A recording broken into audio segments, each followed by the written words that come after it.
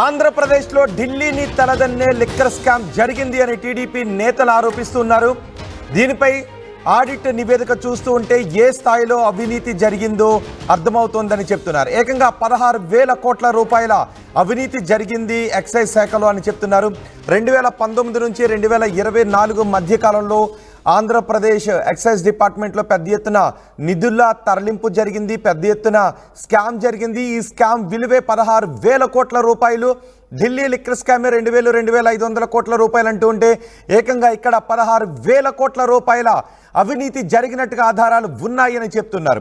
YCP ప్రభుత్వ హయాంలో liquor షాపులన్నీ కూడా ప్రభుత్వమే నిర్వహించింది. ప్రభుత్వమే నిర్వహించడం ద్వారా ఎటువంటి ఆన్లైన్ ట్రాన్సాక్షన్స్ కూడా అక్కడ జరగలేదు. కేవలం నగదు ఆధారంగా మాత్రమే అమ్మకాలు జరిగాయి. క్యాష్ అండ్ క్యారీ విధానమే అక్కడ కొనసాగింది. 5 ఏళ్ల పాటు డిజిటల్ రూపంలో ఎటువంటి సేల్స్ కూడా జరగలేదు.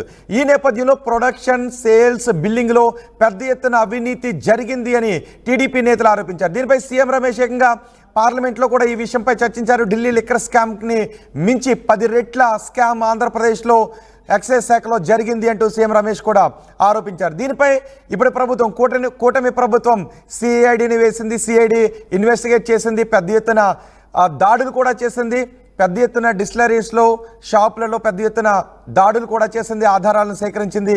ఆ ఆడిట్ నివేదిక ఇప్పుడు సీఎంఓకు అందినట్టుగా తెలుస్తోంది. ఆ ఆర్టీవీ చేతిలో ఇప్పుడు ఏపీ లిక్కర్ స్కామ్ ఆడిట్ నివేదిక కూడా ఉంది. సీఎంఓకు ఈ లిక్కర్ స్కామ్ ఆడిట్ నివేదిక చేరింది. ఆ నివేదికలో ఏకంగా 16,000 కోట్ల రూపాయల అవినీతి జరిగిందంటూ సిఐడి చెబుతున్న వివరాలున్నాయి. ఇప్పుడు ఆర్టీవీ చేతిలో ఆ నివేదిక ఉంది. ఆ నివేదిక వివరాలను ఇప్పుడు మీరు ఆర్టీవీ స్క్రీన్ పైన చూస్తున్నారు. ఆడిట్ రిపోర్ట్లో ఏకంగా సంచలన విషయాలే పేర్కొన్నారు.